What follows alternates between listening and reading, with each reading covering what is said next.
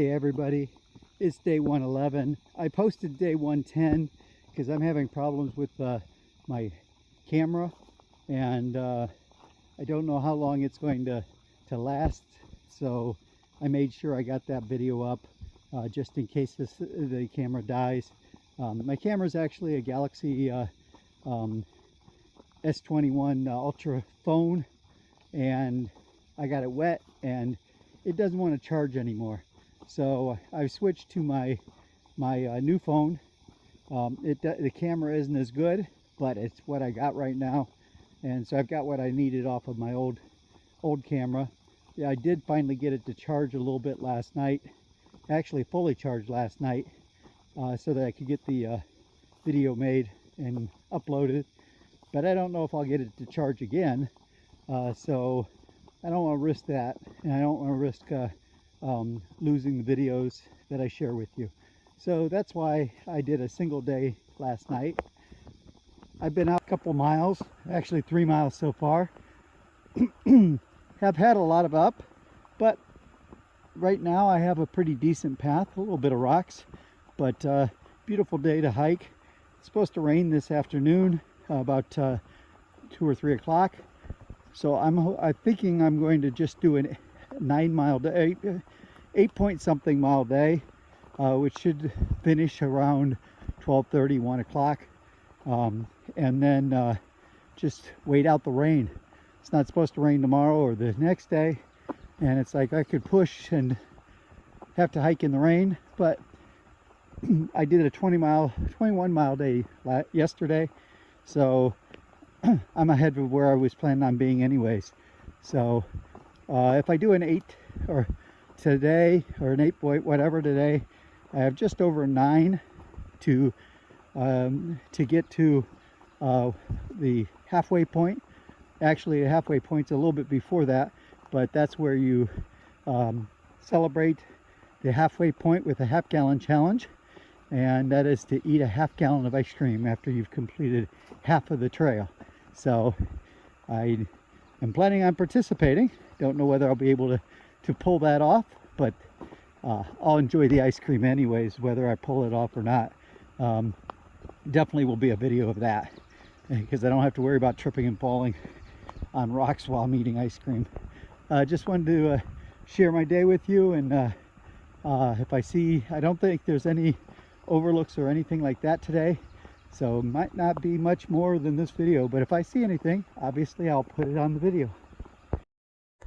I have about a mile or so left to get to the shelter. I'm walking through a pine forest. Most of the trees I've had here have been pine. Coming up I can see some non-pines, but a lot of pine forests along here.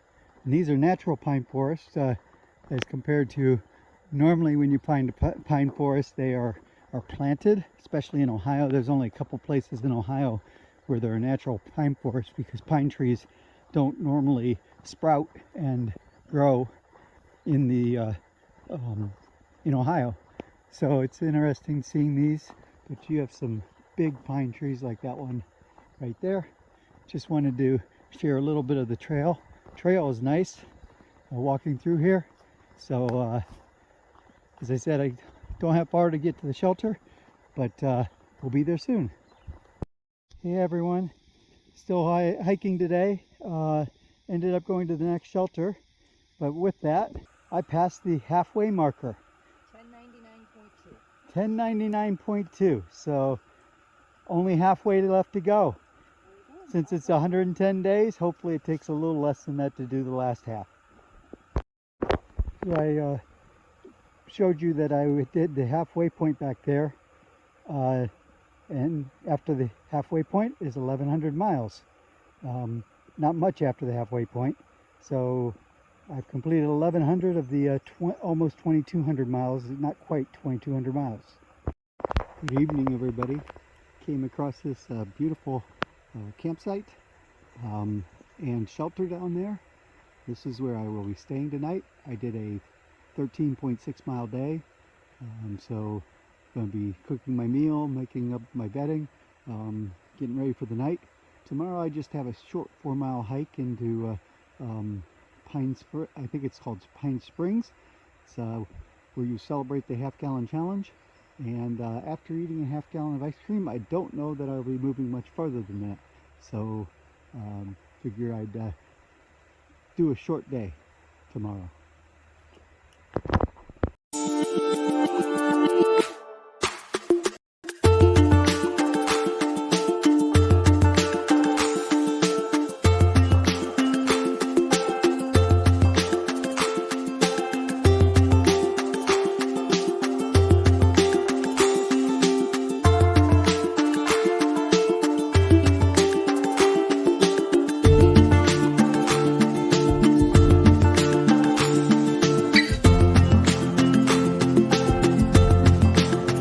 Good morning, everybody. Today is the day 112. Last night it rained starting around 5:30 while I was eating my dinner under the pavilion. But then once I got cleaned up, there wasn't much to do, so I was in bed probably by 6:30 last night. So this morning was an early morning. As soon as it got light out, I was awake, 5:30 in the morning. So I went and got up and did the stuff I had to do for in the morning, and packed up camp, and 6:20 I was done with everything I needed to do. So I got on the trail. So I'm on the trail early today. The sun's just now peeking up over the trees here in the forest. Got beautiful. I only have like less than 4 miles to do this morning before I hit the hostel I'm staying at tonight. So it's going to be a short day, but just wanted to give you an introduction for today. You can see the sun starting to peek through the trees up here. It's pretty cool in the morning. This is really early to get out. Normally I'm not out till about 7 o'clock by the time I pack up everything and get ready to go. I have breakfast and all that. So it's interesting being out here a little bit earlier today. So one time, this used to be the halfway point. It no longer is because they've expanded the trail. But when the trail was about 19 miles shorter, 18 miles shorter, this was the halfway point. But the halfway point's now farther south because they've moved some of the trails up north that made it longer.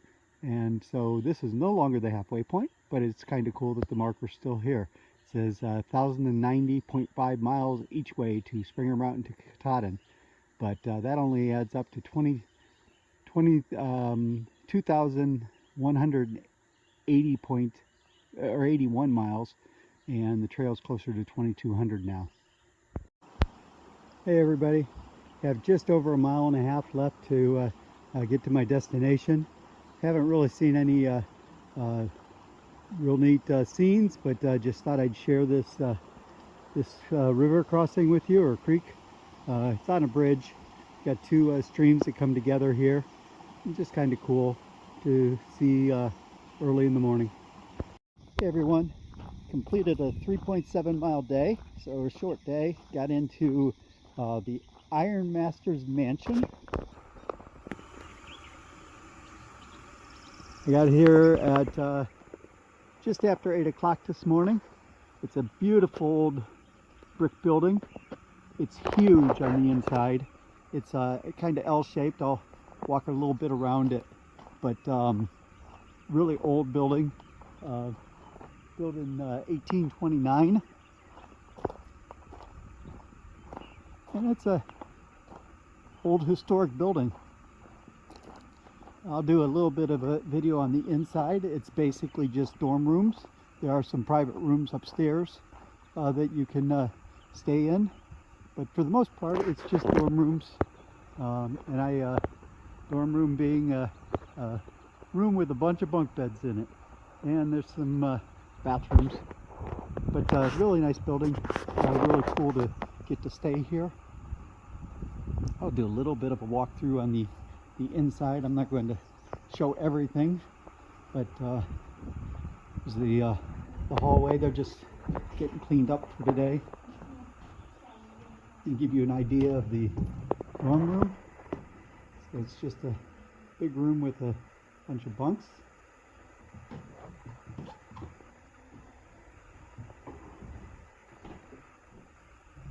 Coming through here is a common area with a computer. You've got a bathroom off to the right. And then there's a couple of sitting rooms. There's one through there. There's an old fireplace that's been closed up. This room here, which is just another sitting room. We have old hiking sticks displayed here.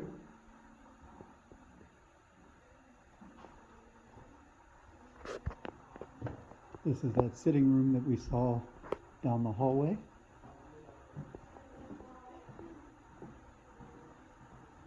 Got a dining room. They do serve dinner and breakfast here for an additional fee. It's really inexpensive, but it's very nice. Here's the old hearth fireplace that you would have had when this place was originally built. And then coming back here, they have their kitchen and laundry facility. So really cool place. Just wanted to share historic building where I'm staying for the night.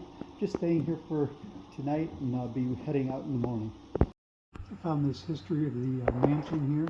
It was built in 1929 by Peter Egg, EGE, and it was used as his living quarters and the company office for the Ironmasters. He actually ran the ironworks that was forged here in the area, and that is where he made his money and built this mansion. Beautiful house that we are staying in tonight. Okay guys, I'm here at the general store and I'm starting the ice cream half gallon with Hershey's chocolate chip cookie dough, 1.5 quarts. So I have to do another pint after this, but I'll start with this and see if I can make it through that. I'll let you know how it goes. Okay guys, I completed 1.5 quarts.